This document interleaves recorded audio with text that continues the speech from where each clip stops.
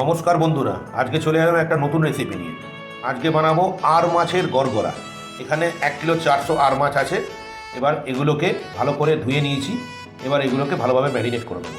প্রথমে দেবো গুঁড়ো হলুদ, এবার দেবো স্বাদ মতো নুন, আর দেবো কাঁচা সর্ষের তেল 2 চামচ, ভাবে মেখে নেবো।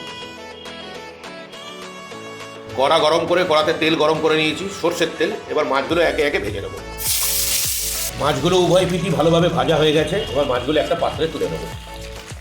মাছগুলো ভাজতে ভাজতেই আমরা একটা গুঁড়ো মশলার পেস্ট তৈরি করে নেবো। এখানে আছে 1/2 চামচ গুঁড়ো হলুদ, 1 চামচ ধনে গুঁড়ো, 1 চামচ জিরে গুঁড়ো, 1/2 চামচ ঝাল লঙ্কার গুঁড়ো, 1 চামচ কাশ্মীরি লঙ্কার গুঁড়ো।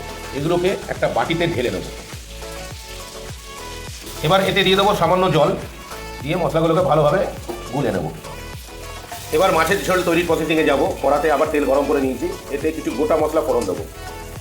দেবো দারচিনি, একটা ছোটো এলাচ, গোটা জিরে আর একটা তেজপাতা। গোটা মশলাগুলো দিয়ে সুন্দর একটা গন্ধ বেরিয়ে গেছে। এবার দিয়ে দেবো একটা বড় সাইজের পেঁয়াজ কুচো করে কাটা। পেঁয়াজটা হালকা বাদামি হয়ে এসছে। এবার এখানে দেবো একটা পেস্ট। এখানে আছে 2টো মিডিয়াম সাইজের পেঁয়াজ, আদা, রসুন আর লাল কাঁচা লঙ্কা, এর একটা পেস্ট তৈরি করেছি, এটা দিয়ে দেবো। মশলাটা কষতে কষতেই এতে দিয়ে দেবো স্বাদ মতো নুন। আদা, রসুন, পেঁয়াজ, কাঁচা লঙ্কার পেস্টটা মিনিট 4-5 ভালোভাবে কষিয়ে নিয়েছি। এর কাঁচা গন্ধটা চলে গেছে। এবার যে গুঁড়ো মশলার পেস্টটা বানিয়েছিলাম সেটা দিয়ে দেবো। ভালোভাবে মিশাতে থাকবো। গুঁড়ো মশলার পেস্ট সহ মশলাটাকে মিনিট 2 মতো আরও কষিয়ে নিয়েছি। এবার দিয়ে দেবো 1/2 চামচ গুঁড়ো গরম মশলা। মশলাগুলো সব ভালোভাবে কষানো হয়ে গেছে। এবার দিয়ে দেবো পরিমাণ মতো জল। খুব কম পরিমাণে জল দেওয়া হবে এতে, এটা একদম মাখা মাখা হবে। ঝোলটা ফুটে উঠেছে। এবার ভেজে রাখা মাছগুলো ঝোলের মধ্যে একে একে দিয়ে দেবো। মাছগুলো সব দেওয়া হয়ে গেছে।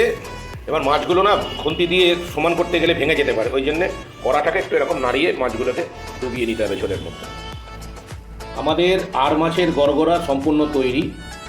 দেখুন কত সুন্দর হয়েছে। মাছটা ঝোলের মধ্যে সম্পূর্ণ ফুটে উঠেছে, ঝোলের ফ্লেভারটা পুরো মাছের মধ্যে চলে গেছে। দেখুন কত সুন্দর দেখতে হয়েছে। দেখুন এতেও খুব সুন্দর হবে। আপনারা ঠিক এই পদ্ধতিতে বানান, বানিয়ে খান, খুব ভালো লাগবে। এবং ভালো লাগলে অবশ্যই আমাকে কমেন্টসে জানাবেন। যারা যারা আমার ভিডিও দেখছেন সবার কাছে আমার একান্ত অনুরোধ, প্লিজ আমার চ্যানেলটাকে সাবস্ক্রাইব করে দেবেন। ধন্যবাদ।